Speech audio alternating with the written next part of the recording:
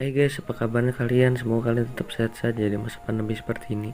Hari ini, kesempatan kali ini gue akan mereview serta menjelaskan alur cerita film Jennifer Body yang diperankan oleh Megan Fox sebagai Jennifer dan juga Amanda Seyfried sebagai Needy. Di sini menceritakan tentang sahabat yang salah satu dari mereka bertingkah sangat aneh. Apakah yang sebenarnya terjadi pada mereka? Tanpa lama-lama, yuk kita simak ceritanya. Dan selamat menonton.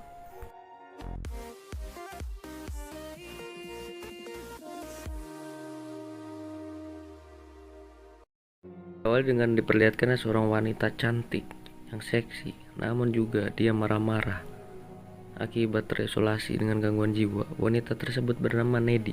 Needy ditahan di rumah sakit jiwa karena memiliki masalah mental dan juga cepat marah.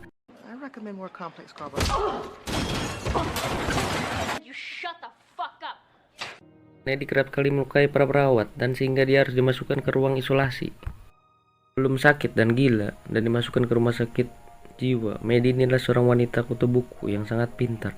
Walaupun pintar, Needy juga sering dianggap sebagai wanita aneh oleh teman-teman sekolahannya. Needy tinggal di sebuah kota kecil bernama Devil Kettle, yang dimana dia juga memiliki seorang sahabat, wanita seksi yang kita kenal sebelumnya yang bernama Jennifer.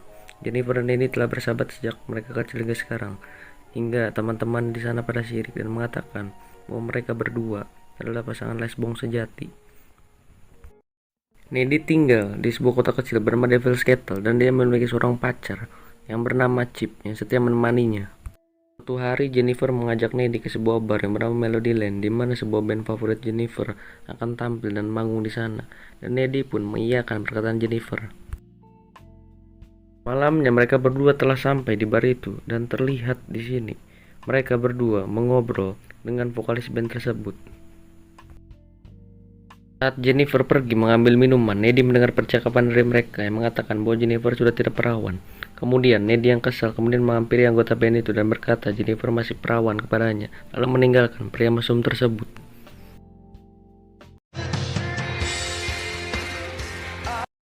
Lihat di sini Jennifer sangat senang dengan penampilan band tersebut sampai memegang tangannya Needy. Tiba-tiba Needy melihat api yang muncul di atas panggung. Kemudian Needy dan Jennifer langsung lari keluar dari bar tersebut untuk menyelamatkan diri. Sampainya di luar, vokalis tersebut mendatangi mereka dan Jennifer pun langsung diajak vokalis tampan tersebut. Needy melarangnya, tapi sudahlah, pasti genjot ria di sini nanti. Di rumah, Needy membangunkan Chip dan langsung bercerita bahwa Jennifer diajak pria mesum itu. Lalu Chip mengatakan agar Needy tetap di rumah saja. Tapi sedang asik-asik telepon, tiba-tiba Needy mendengar suara aneh. Ia pun memeriksanya dan ternyata ada siapa-siapa. Setelah itu tiba-tiba dia dikejutkan oleh Jennifer yang tiba-tiba muncul sambil tersenyum berlumuran darah menatap Needy. Ragu, Jennifer memakan ayam mentah dalam kulkas ibunya sehingga membuat Needy pun bingung padanya.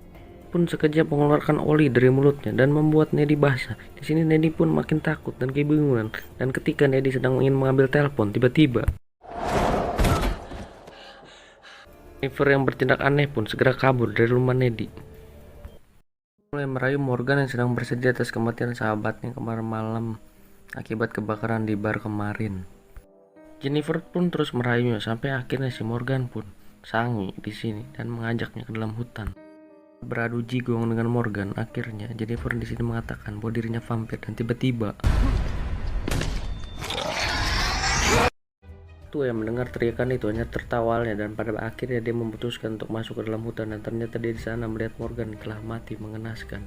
Tak lama berselang datanglah polisi dia dan juga orang tua Morgan yang histeris menangis dikarenakan anaknya sudah tiada. Jennifer kembali menjadi target, dia berkenalan dengan Collins. Di sini Collins terlihat sangat senang dan sange setelah Jennifer memberikan alamat rumahnya pada Collins. Dan di malam harinya Collins pun bernyanyi-nyanyi ria dan pada akhirnya dia sampai ke alamat Morgan di perumahan yang sepi dan juga seram tanpa adanya kehidupan. Di perumahan tersebut dia memberanikan diri untuk masuk ke dalam sana dan akhirnya dia pun bertemu dengan Jennifer. Lama berselang datanglah Jennifer yang menggoda si Colin sampai sange dan pada akhirnya Colin pun dilumat di bagian rudalnya dan akhirnya Colin pun di sini mati.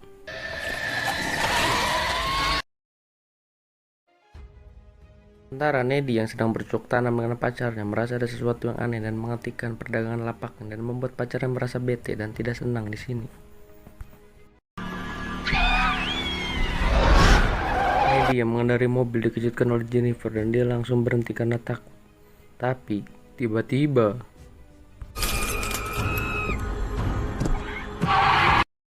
pun lari sedan-edannya dan sampai di rumah. Ketika dia tidur dan dia pulang ke dalam rumahnya, tiba-tiba ketiga kalinya si Nedi teriak gua hitung, dan si Jennifer layaknya ayah Naruto, dia bisa pergi sana kemari senak jidatnya. Dan pada akhirnya Jennifer jujur kepada Nedi atas apa yang ia alami, dan ia pun mulai bercerita atas apa yang ia alami selama ini. Suatu malam ketika Jennifer diajak oleh band Lowheader, ternyata Jennifer sadar bahwa mereka semua adalah gay dan juga mereka adalah pemuja setan. Dan ketika ingin lari, Jennifer malah ditangkap dan dikejar serta dipersembahkan kepada iblis yang bagi mereka puja di saat bulan sabit berlalu. Setelah pemimpin band ini berdoa, dia bilang bahwa band mereka harus tenar dengan cara menumbalkan setiap perempuan perawan yang ada di kotanya dengan cara membunuh. Si pemimpin penjahat ini akhirnya meminta maaf dan membunuh Jennifer, serta dia melemparkan pisau ke air terjun tersebut guna menghilangkan jejak dari kepolisian. Tapi pada akhirnya Jennifer hidup kembali oleh jurus Orochimaru, dan setan memberikan dia keabadian asalkan dia harus makan daging manusia, karena daging manusia menjadikannya abadi dan terlihat semakin cantik.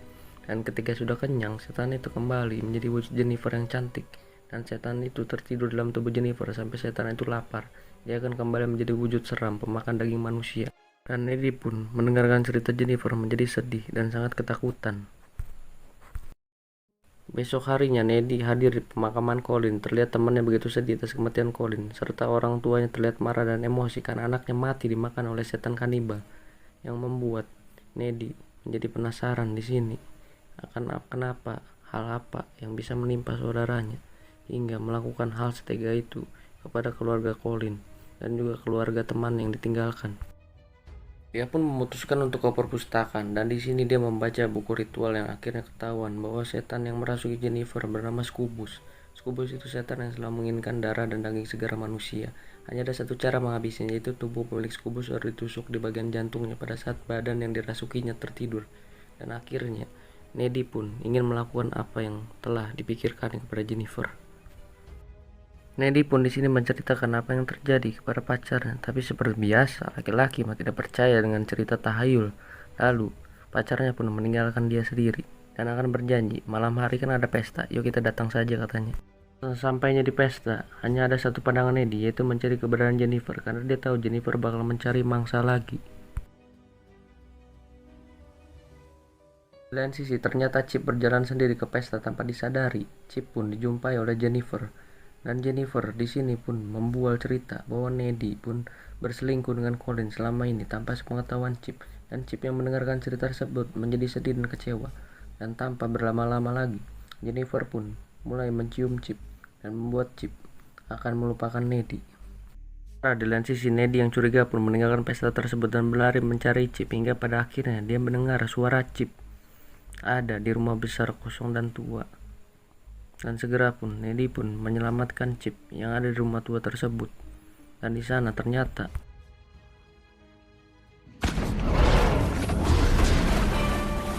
Chip pun di sini diajar habis-habisan hingga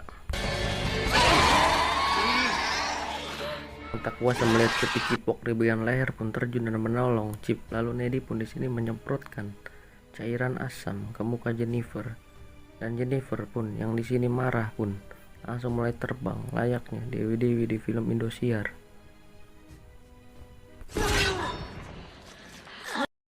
Mau mengambil jiwa Nedi pun langsung ditusuk di bagian perut yang membuat dirinya terluka dan pergi meninggalkan mereka. Sementara di lain sisi, Chip meminta maaf kepada Nedi karena selama ini dia tak percayakan cerita Nedi, dan akhirnya di sini Chip meninggal dan Nedi pun bersedih atas kematian pacarnya tersebut. Dan dia pun memutuskan untuk membalaskan dendam kepada Jennifer. Jennifer pun tiba-tiba dikejutkan oleh Nedi.